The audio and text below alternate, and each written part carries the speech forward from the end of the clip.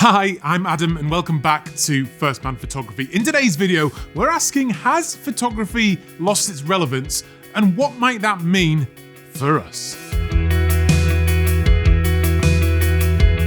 Before we get going today though, this video is sponsored by Squarespace. If you need a domain name, a website or an online store, make your next move with Squarespace. Now here in the UK, like many other countries, we are facing a real cost of living crisis. Times are tough for many people, and it's left me wondering, what place does photography have in all of this? Is it something that's still valuable to us? In last week's video, I argued the benefits of doing landscape photography to boost our fitness and well-being. But is photography as an industry, as a hobby, and as an art form still relevant? I think in certain areas, photography has definitely lost some relevance. I remember when I was younger and we were going on holiday, getting the camera ready and making sure it had fresh film in it and things like that was a really exciting part of the process. We then only had 24 frames, so taking each shot was like a little event. When I was 16, I went with my friend and his family to America. I had this little disposable Kodak with a special panoramic film in. And as we were driving through Yosemite, I kept asking them to stop so I could get a shot, and they eventually got sick of me and joked that Ansel Adams was in the back of the car. In hindsight, this was a significant moment for me. And then getting the film processed when I got home and showing my parents the photographs was very satisfying. These days, the 16-year-old would just be snapping away on their phone and posting it to Instagram, and probably no one would care. I think the photography industry is partly to blame for this because it's built itself almost solely around gear and flogging new items as they sort of rode the digital wave without too much consideration for the future. This was a short-sighted mistake because the likes of Apple have then come along and thought, well, we like the look of that market. We're not going to make massive lenses, but our software will make things good enough that 99% of people won't care. Once the photography industry saw this happening, they had literally nothing to fall back on other than pushing new video features that probably around 80% of photographers simply don't care about anyway. The stupid thing is we're now back to some sort of daft megapixel competition. This all happened at the same time that the market was flooded with a new supply of hungry photographers, people like me. It's why when I first started making money from photography, I received a lot of resistance from existing photographers because they, up until that point, they'd been super comfortable and didn't like the new competition. It's actually what inspired me to start this channel, to share the things I'd learned. When times get tough though, we instinctively resort to the things that provide us with the most meaning and fulfillment. And we only pay for the products and services that deliver genuine value.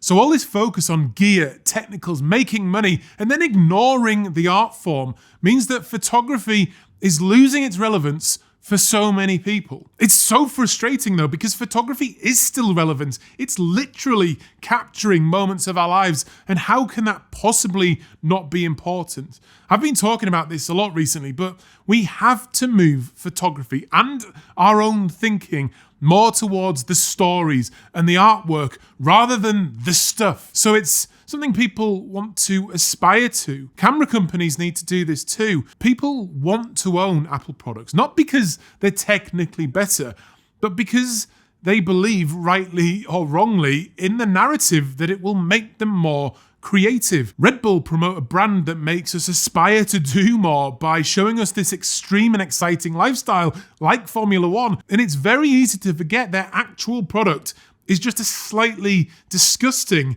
sugary drink. I don't think camera companies fund nearly enough photographers and the stories they want to tell. It's also the key to inspiring a younger, more diverse group of people getting into photography.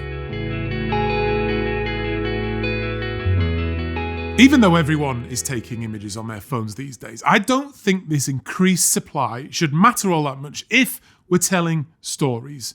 People have always competed for attention, and the interesting and good stories will continue and will always rise to the top, even though everyone can now use a camera as their tool. One way to keep things interesting and relevant is to do things that other people don't do. With photography, you can get into the top 1% simply by printing your images. The other week, I had the honour of talking and presenting the awards at the Yorkshire Photographic Union Assembly. It was a fun day, and looking around their exhibition and discussing the work with the other artists confirmed to me just how exciting and inspiring it can be when we print our work. Turning the image into something physical and tangible is what completes the photographic process, and it immediately makes it more meaningful, even just by the fact it's taken extra work and effort to actually produce the thing. It was also a reminder of the importance of community, especially after the last few years. I'm skeptical sometimes that a photography community even exists online, but it most definitely does locally. Because we spend so much time staring at our screens, and particularly when times are tough, it's absolutely vital that we see people in real life and interact, have fun and laughs, and discuss the things we care about. To be honest, as a professional landscape photographer, it's not really something I get enough of either. And again, I don't think the photography industry have done enough to foster communities either. When I talk about telling stories, I know some people find this difficult, because how does a photograph tell a story when there are no words, there are no sounds, and all we have available to us are the things we place within the four walls of our frame? I see a lot of projects that are expensive and exotic, but maybe at the moment don't resonate. So I want to share an example with you, an idea that you can replicate with very little expense, but hopefully with big results. Before we do that though, as you know, this video is sponsored by Squarespace. Now, Squarespace is just the best place for photographers to build their website, partly because it's easy to do using just one of their beautiful templates, but also because it will grow with you. You can start off with a simple gallery that's just a beautiful place to share your images. You don't need any coding knowledge, and it will dynamically adjust to look perfect on all types of screens, including a phone. As you grow, you can then upgrade your site to an online store where you can easily start selling things like prints, cards, calendars, books, or anything else you want to sell. It also now has a member section if you want to run a subscription service. And in the unlikely event that you run into trouble, they have award-winning customer service. I've used Squarespace for years and I've never looked back. So go to squarespace.com to start your free trial today. And if you like what you have created, use the offer code FIRSTMAN to get 10% off your first purchase. Right, let's head back to 2017. This channel was just under 2 years old back then, and I headed out to a hill very near where I grew up, a place that's well known and means a lot to many who are from Teesside.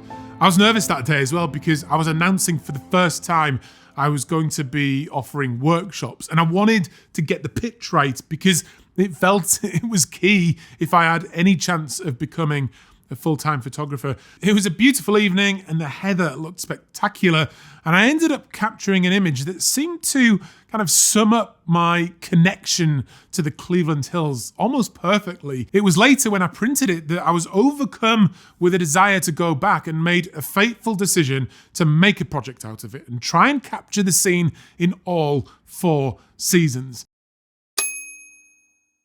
It didn't take long though for the project to start going wrong, as I made several trips there trying to get an autumn shot and they didn't go well. The conditions weren't right and all of them ended up in general failure. In December of 2017, I decided to recruit Lyle for some moral support as we had a sniff there was going to be some snow. The day started well and we got some beautiful conditions, and it was one of those winter days when it just feels great to be out. It was at that point, though, that things took an almost disastrous turn.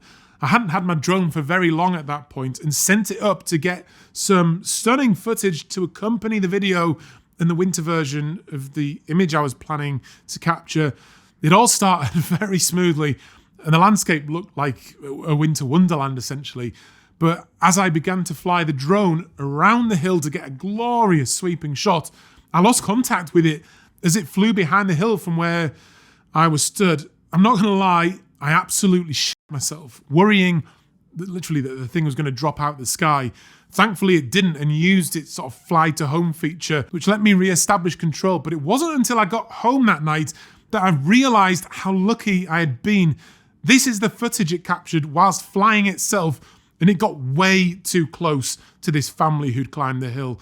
For me, it was a huge wake-up call, and I've been a super responsible drone pilot ever since then. Anyway, as that evening continued, I managed to get some fantastic wintry sunset conditions and capture the second image when I said this: shoot the same scene in all the different seasons and you can come out with something really beautiful.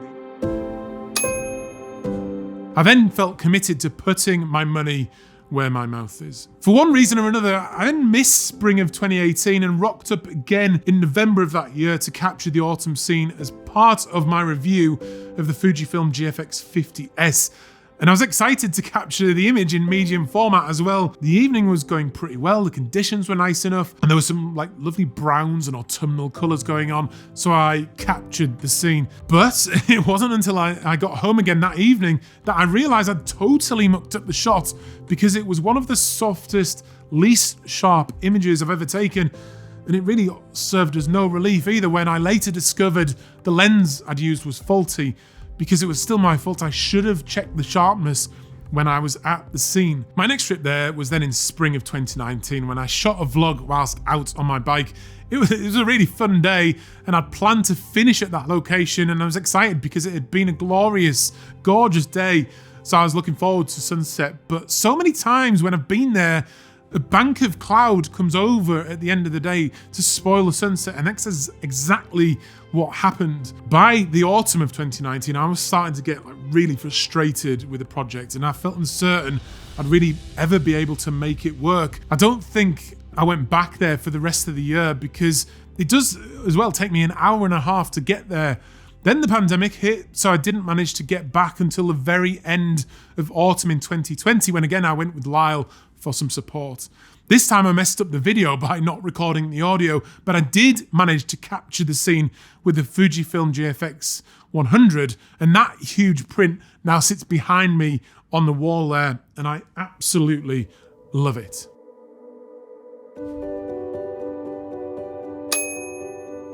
I think more lockdowns then put a stop to me going in the spring of 2021, and I realised the project also gets more difficult the further down the line you get, because I then had to wait another year before I could try again.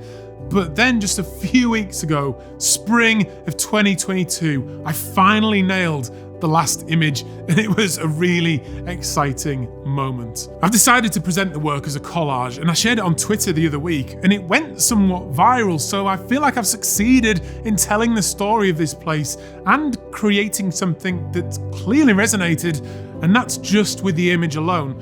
But it's not just the image, it's everything it means to me. It's the backstory I've just shared with you. It's the insane amount of time and effort. It's the struggle. It represents the tough times we've been through. But the cycle and the seasons just continue to go round and round. I've titled the final work using a line of a song I love called Arms of Sorrow. It's basically a message of hope where, however tough things get, if you feel like you're in the arms of sorrow, it can't last forever, and eventually there must be serenity. And this is the final print, the culmination of 5 years of work, a sign of hope, a story that I think most definitely is relevant. And if you think so too, please consider hitting the link down below where you can now buy this work. It's £99 for this A2 print, and it ships all around the world, rolled in a tube. Alternatively, you can pay a little bit extra to have it flat packed in a gift box with a physical certificate. So stay strong, stay hopeful, stay creative, and keep your photography relevant. And I will see you again very, very soon. Cheers.